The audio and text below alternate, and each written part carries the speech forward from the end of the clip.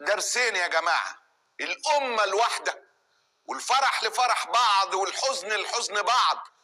الفرحة كانت حقيقية فعلا من أول لحظة، وفلسطين كانت في القلب، وأعلام فلسطين كانت في القلب من كل حاجة. لا فرحة نست الشعوب العربية والجماهير فلسطين، ولا لحظات الحزن والألم نستهم فلسطين. ما زالت فلسطين وعلمها هو البطل في هذا المحفل الكبير. جماهير المغرب مش مفاجأة النهاردة بأعلام فلسطين. أحلى أغنية خرجت لفلسطين من مدرجات كرة القدم خرجت من المغرب، هكذا تعودنا. جماهير المغرب في كل الماتشات تقريبا مع الجماهير العربية بأعلام فلسطين. شيء تلقائي، تكسب، تحرز هدف، تحرز انتصار، تلاقيه جارب علم فلسطين قبل علم بلده. أمة واحدة، أعلام فلسطين في كل المباريات. سبحان ربك، حتى اللي ما بتلعبش فيها فرق عربية. البرازيل مع اليابان أعلام فلسطين. البرازيل واليابان، هتقول لي إيه جاب البرازيل واليابان؟ سبحان ربك، لما يسخر هذا المحفل لأنه تصبح البطل في هذه القضية اللي بقالها أكتر من 70 سنة. لا هم تابوا ولا احنا تراجعنا، لا هم تراجعوا ولا احنا توقفنا. المونديال تحول لمونديال فلسطيني، مونديال فلسطيني بامتياز. النهارده في كل لحظة فرحة، في كل دعاء، في كل احتفال، تجد طيف فلسطين في الخلفية بلا أي مبالغة.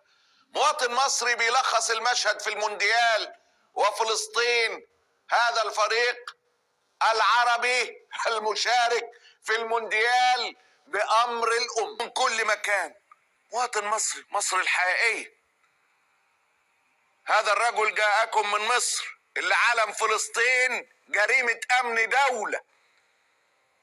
علم فلسطين رفعه في مصر اللي بيحكمها الأنجاس جريمة أمن دولة.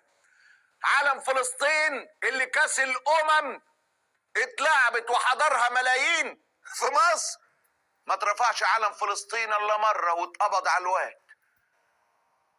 جاي من مصر الحقيقية، مصر اللي بجد، اللي بتشوفوها مش مصر ابدا، ولا هو ده شعبنا.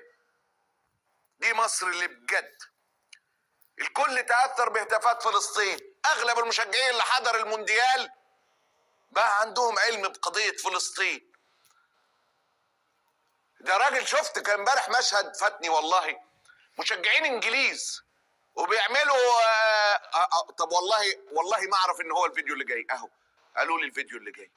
مشجعين انجليز بيعملوا لقاء مع مذيع طلع من قناة اسرائيلية، وفجأة الانجليز كلهم هتفوا الحرية لفلسطين.